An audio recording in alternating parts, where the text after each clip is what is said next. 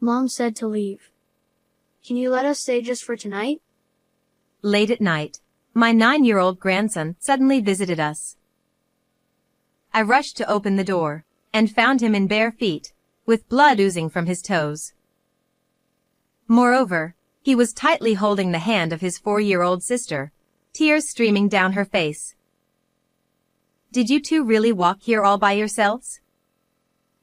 They nodded and I hurriedly let them into the house.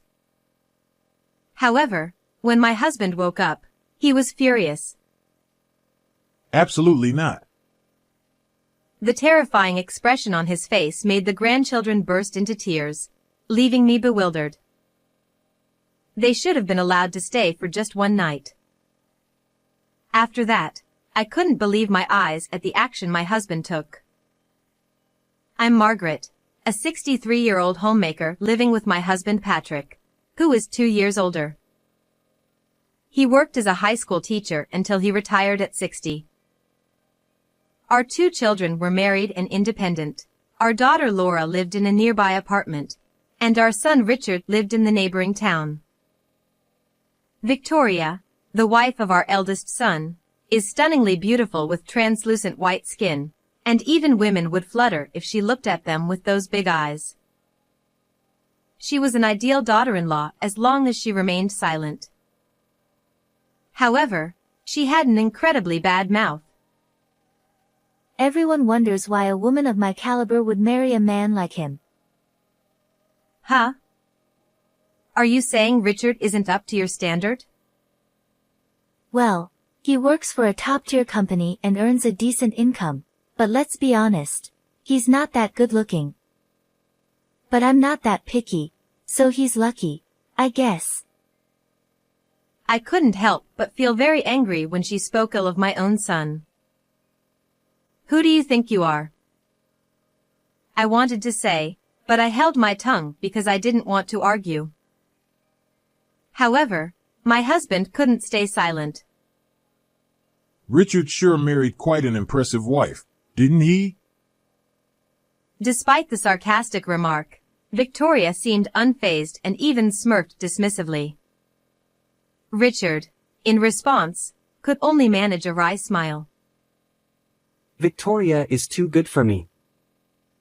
Seeing this, I imagined that my kind-hearted son must be facing some challenges in his marriage.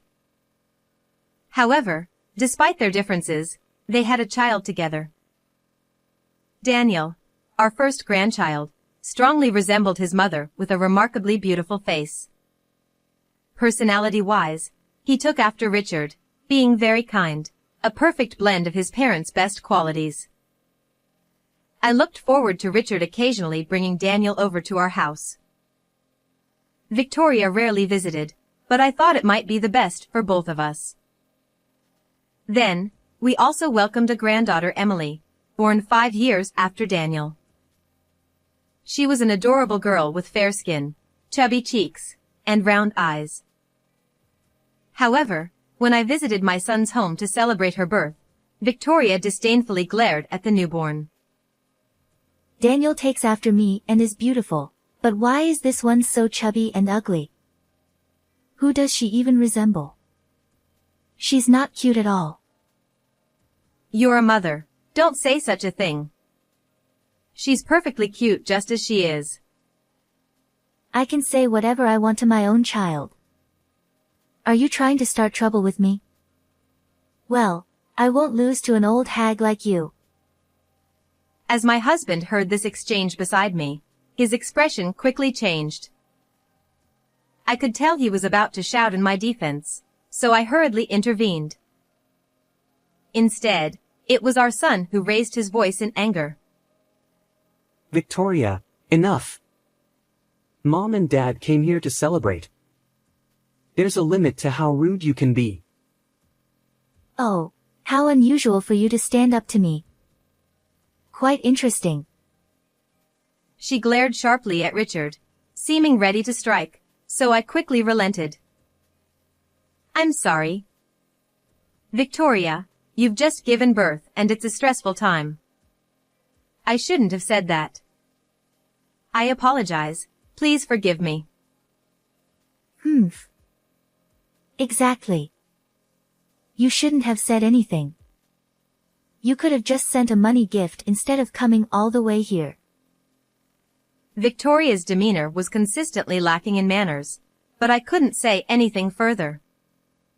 Because of incidents like these, we grew distant afterward. However, despite this, Richard continued to bring Daniel and Emily over to us regularly. It made us happy to see our adorable grandchildren, but there were still some concerns on my mind.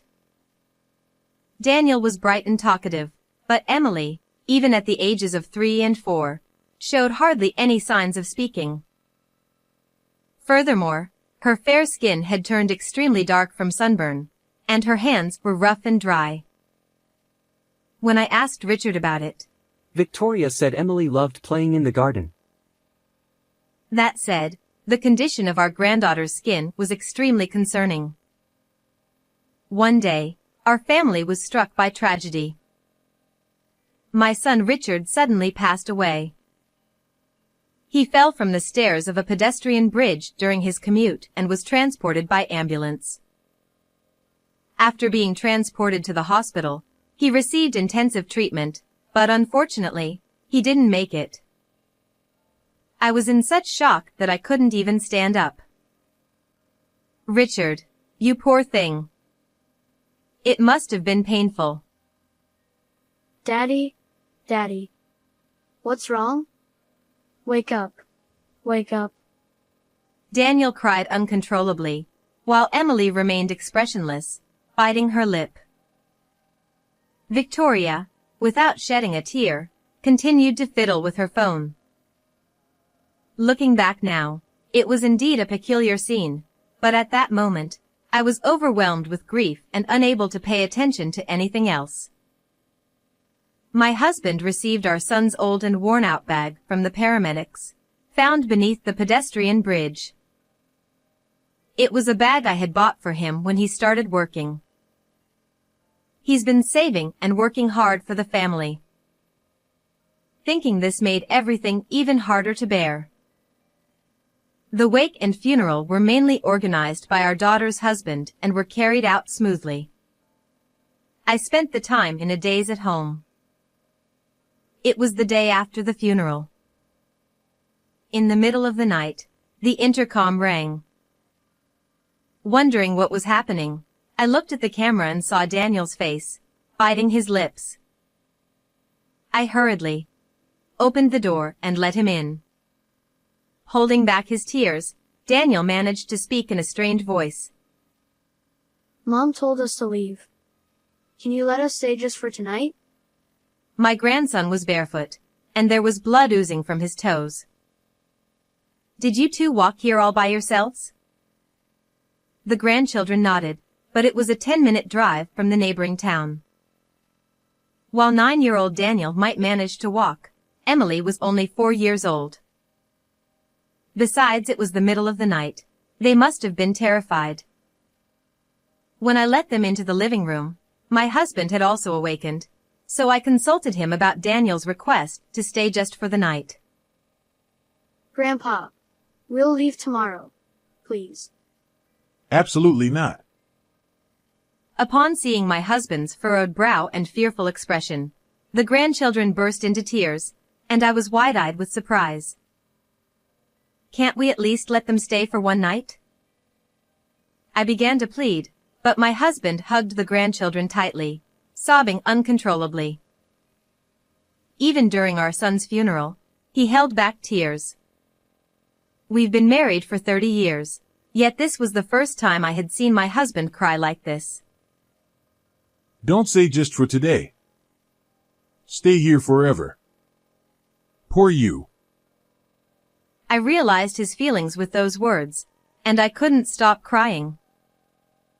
Later, I asked the grandchildren what had happened, and what they shared was shocking.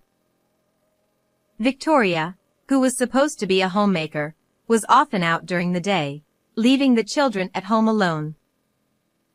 Even when she was home, she would frequently scold and roughly push Emily around for various reasons. As a result, whenever Emily cried, Victoria would shout angrily, Shut up. Be quiet. You're annoying. Over time, Emily learned to cry silently without making a sound. Daniel reportedly got scolded too when he tried to defend his younger sister because he felt sorry for Emily. While he could escape from his mother's behavior by going to school, Emily, who wasn't allowed to attend kindergarten, didn't have that option. Apparently, while her mother was around, Emily would go outside to weed the garden every day. This was her way to avoid being scolded and perhaps earn some praise from Victoria. This explains why her skin was deeply tanned and her hands were rough. Emily's inability to speak might stem from a fear of being scolded. Thinking about this filled me with a sense of helplessness. That evening, Victoria apparently told them that guests were coming and ordered them to go outside. Daniel managed to put on his shoes, but Emily couldn't make it in time and was left barefoot. Victoria quickly locked the front door behind them, so Daniel then put his shoes on Emily's feet and held her hand as they walked to our house to seek help. What a terrible thing to do. Unbelievable. I tried calling my daughter-in-law several times, but couldn't reach her. It was late at night, so I decided to sleep with my grandchildren that night. However, early in the morning, Daniel woke me up. Grandma, I'm sorry for waking you up. Emily said she saw Dad in her dream. Huh? Did she? And then? Dad told Emily to look inside the bag. I was taken aback by what he said, but looking at Daniel's serious expression, I started to wonder if there was something more to it. Then I woke up my husband and told him what Daniel had said. Still groggy, my husband was skeptical at first, but when he checked our son's bag, he exclaimed in surprise. No way. This is outrageous. I can't forgive this. Filled with anger, we decided to take action. Afterward, we quickly called our eldest daughter, Laura, who lives nearby, and asked her to come to our home to take care of the grandchildren. Meanwhile, my husband and I rushed to our son's house and rang the doorbell repeatedly, but no one answered. But we continued to ring the doorbell persistently. My daughter-in-law finally appeared in her pajamas, with the collar open and looking disheveled. Geez, so noisy. Who the hell is it? At that moment, I caught a fleeting glimpse of a young man with brown hair crossing in the back of the room, completely naked. I knew it. However, as soon as my daughter-in-law realized it was us, she widened her eyes and quickly shut the door. It's so rude of you to come here suddenly. Go home.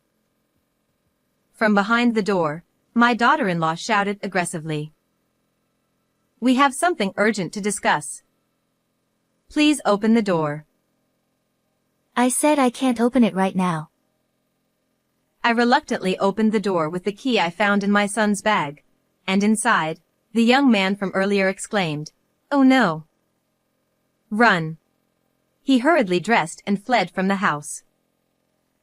At the entrance, she stood defiantly, glaring at me and my husband without a trace of remorse. What the heck are you doing here? Before anything else, are you already cheating on your husband the day after he passed away? Don't be ridiculous. Oh, he's just a gas repairman. Huh, so gas repairmen these days work without clothes on? Victoria noticed my sarcasm and clicked her tongue in annoyance. She may have a beautiful face, but her ugly character shows through in her expression. Richard is gone now, and I'm done with you both. You have no right to say anything. Just leave. At that moment, my husband, his face flushed red with anger, deliberately asked her, I can't see the grandchildren? Where are they? and with that, my husband went to check something, pretending to search around the house. Victoria seemed momentarily at a loss for words, but then she immediately started shouting angrily at me. They went to a friend's house. What's wrong with that? Stop lying. Were you not worried when a 9-year-old and a 4-year-old were gone all night? Are you even a mother? Huh. How do you know about that? They walked all the way to our house late at night. As I told this to her, who looked puzzled and astonished, she shamelessly responded with a brazen attitude. Our daughter isn't cute at all, and the son I raised lovingly rebels against me. I don't need those brats. You can take them, but give me money. I want $100,000. It's not much, right? She truly was the worst kind of woman. I felt boiling anger at the thought that my son and grandchildren had suffered because of such a woman. Too bad. You can't spend money behind bars. I've recorded our entire conversation. Huh. You're so naive. I'll be released soon enough just for being a little harsh with the children. It's not just about the children. You do realize that taking someone's life is a serious crime, don't you? And there's evidence.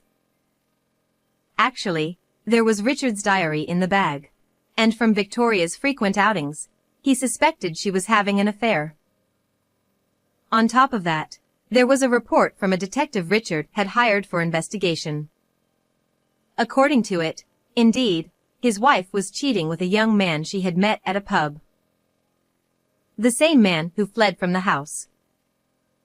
Additionally, the diary also mentioned, "I've been feeling my life is in danger." It seems Richard had experienced several incidents where he narrowly avoided accidents, such as almost being hit by a car while walking or nearly being pushed onto train tracks while on a platform. He suspected his wife was targeting him, and he had taken precautions and was preparing for divorce.